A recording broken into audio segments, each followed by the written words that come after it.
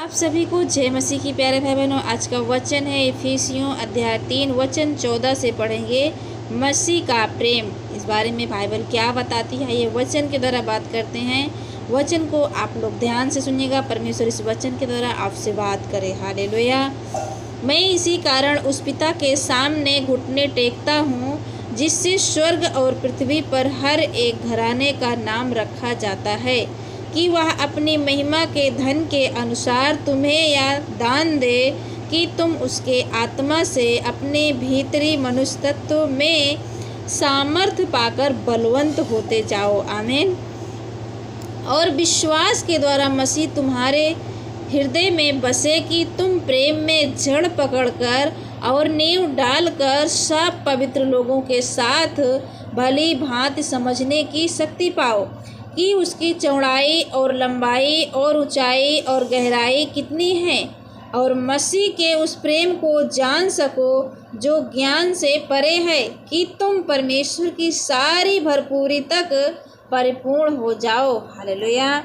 अब जो ऐसा सामर्थ्य है कि हमारी विनती और समझ से कहीं अधिक काम कर सकता है, उस सामर्थ्य के अनुसार जो हम में कार्य करता है, कलीसिया में और मसीह यीशु में उसकी महिमा पीढ़ी से पीढ़ी तक युगानुयुग होती रहे। आमीन। आगे लिखा है, मसीह की देह में एकता। इसलिए मैं जो प्रभु में बंदी हूँ तुमसे विनती करता हूँ कि जिस बुलाहट से तुम बुलाए गए थे उसके योग्य चाल चलो, अर्थात सारी दीनता और नम्रता सहित और धीरज धर कर प्रेम से एक दूसरे की सह लो, और मेल के बंधन में आत्मा की एकता रखने का यत्न करो। एक ही देह है और एक ही आत्मा, जैसे तुम्हें जो बुलाए गए थे अपने बुलाए जाने से एक ही आशा है, एक ही प्रभु है, एक ही विश्वास है, एक ही बपतिस्मा, और सबका एक ही परमेश्वर और पिता है, जो सब के ऊपर और सब के मध्य में और सब में है। पर हम में से हर एक को मसीह के दान के परिणाम के अनुसार अनुग्रह मिला, इसलिए वह कहता है, वह ऊंचे पर चढ़ा और बंदियों को बांध ले गया और मनुष्यों को दान दिए। उसके चढ़ने से और क्या पाया जाता है? केवल यह कि वह पृथ्वी की निचली जगहों में उतरा भी था, और जो उतर गया यह वही है जो सारे आकाश से ऊपर चढ़ भी गया कि सब कुछ परिपूर्ण करे।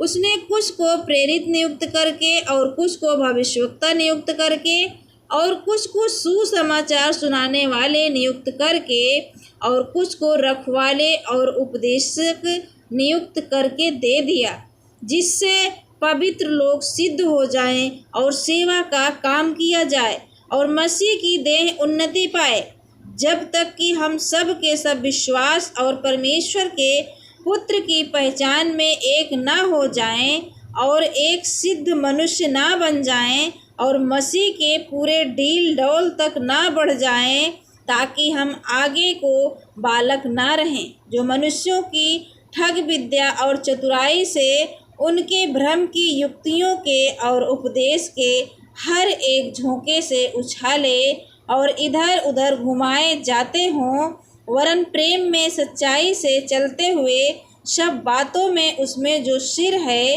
अर्थात मसीह में बढ़ते जाएं, जिससे सारी देह हर एक जोड़ की सहायता से एक साथ मिलकर और एक साथ गठकर उस प्रभाव के अनुसार जो हर एक अंग के ठीक ठीक कार्य करने के द्वारा उसमें होता है, अपने आप को बढ़ाती है कि वह प्रेम में उन्नति करती जाए। हालेलुया।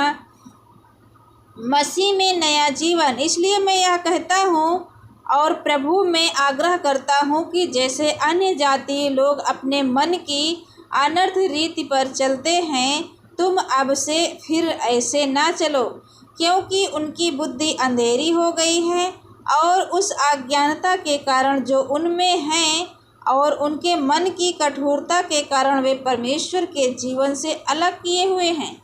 हालेलुया। परमेश्वर इस वचन के द्वारा आप सबको आशीष दे और बहुतायत से आशीष दे। आगे क्या लिखा है, और वे शून्य होकर लुच्चपन में लग गए हैं, सब प्रकार के गंदे काम लालसा से किया करें। पर तुमने मसीह की ऐसी शिक्षा नहीं पाई, वरन तुमने सचमुच उसी की सुनी और जैसा यीशु में सत्य है उसी में सिखाए भी गए कि तुम पिछले चाल चलन के पुराने मनुष्य तत्व को जो भरमाने वाली अभिलाषाओं के अनुसार भ्रष्ट होता जाता है उतार डालो और अपने मन में के आत्मिक स्वभाव में नए बनते जाओ और नए मनुष्य तत्व को पहन लो जो परमेश्वर के अनुरूप सत्य की धार्मिकता और पवित्रता में सृजा गया है। हालेलुया। इस कारण झूठ बोलना छोड़कर हर एक अपने पड़ोसी से सच बोले, क्योंकि हम आपस में एक दूसरे के अंग हैं। क्रोध तो करो पर पाप मत करो, सूर्य अस्त होने तक तुम्हारा क्रोध न रहे और न शैतान को अवसर दो। हालेलुया। आगे लिखा है 29 में, कोई गंदी बात तुम्हारे मुंह से ना निकले, पर आवश्यकता के अनुसार वही निकले जो उन्नति के लिए उत्तम हो, ताकि उससे सुनने वालों पर अनुग्रह हो। परमेश्वर के पवित्र आत्मा को शोकित मत करो, जिससे तुम पर छुटकारे के दिन के लिए छाप दी गई है। हालेलुया। मेरे प्यारे भाई बहनों, परमेश्वर इस वचन के द्वारा आप सबको बहुत बहुत आशीष दे। यहाँ इफिसियों 5:3 में लिखा है कि जैसा पवित्र लोगों के योग्य है वैसा तुम में व्यभिचार और किसी प्रकार के अशुद्ध काम या लोभ की चर्चा तक न हो, और न निर्लज्जता, न मूढ़ता की बातचीत की, न ठट्ठे की, क्योंकि ये बातें शोभा नहीं देती, वरन धन्यवाद ही सुना जाए। हालेलुया। तो प्रभु आप सबको आशीष दे। एक वचन पढ़ेंगे, आत्मिक युद्ध। इफिसियों 6:10 में लिखा है, इसलिए प्रभु में और उसकी शक्ति के प्रभाव में बलवंत बनो, परमेश्वर के सारे हथियार बांध लो कि तुम शैतान की युक्तियों के सामने खड़े रह सको। आमीन आमीन। तो परमेश्वर इस वचन के द्वारा आप सबको बहुत बहुत आशीष दे। God bless you all. जय यीशु।